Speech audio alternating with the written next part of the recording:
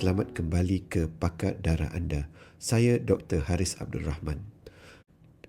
Dalam video sebelum ini, kita telah bincangkan apa yang berlaku jika ada kekurangan zat besi dan bagaimana ia dikesan melalui ujian darah. Hari ini, kita akan fokus kepada rawatan pula. Tidak semua pengidap kekurangan zat besi akan menerima rawatan yang sama. Ia bergantung kepada punca kekurangan zat besi, paras anemia, toleransi terhadap rawatan dan juga sama ada zat besi ini perlu digantikan dengan cepat. Secara umum, rawatan boleh dibahagikan kepada 3 bahagian utama: pemakanan, pengambilan zat besi secara oral dan zat besi secara intravena atau IV. Kita mulakan dengan pemakanan. Zat besi dalam makanan hadir dalam 2 bentuk. Zat besi heme terdapat dalam makanan berasaskan daging seperti daging merah, hati ayam dan sesetengah ikan. Ia mudah diserap oleh badan. Zat besi bukan heme pula terdapat dalam sayur-sayuran hijau, kekacang, lentil, tauhu serta bijirin. Walaupun penyerapannya kurang efisien, ia tetap menyumbang kepada keperluan zat besi harian. Penyerapan zat besi juga dipengaruhi oleh apa yang dimakan bersama.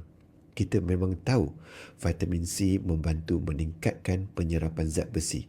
Sebaliknya, teh, kopi dan makanan tinggi kalsium boleh mengurangkan penyerapan jika diambil serentak. Oleh itu, sebaiknya jarakkan pengambilan minuman ini daripada sumber zat besi. Walau bagaimanapun, pemakanan sahaja biasanya tidak mencukupi untuk merawat kekurangan zat besi. Ia lebih berperanan untuk pencegahan jangka panjang. Rawatan utama bagi majoriti pesakit ialah pengambilan zat besi secara oral, sama ada dalam bentuk tablet atau cecair. Ia membantu menggantikan simpanan zat besi secara berperingkat dan membolehkan badan menghasilkan sel darah merah yang sihat. Namun, zat besi oral perlu diambil dengan betul dan untuk tempoh yang mencukupi. Kesan sampingan yang sering kita dengar adalah loya, perut berangin, sembelit, cirit-birit dan najis berwarna hitam. Walaupun tidak berbahaya, kesan ini boleh menyebabkan sesetengah pesakit berhenti rawatan terlalu awal.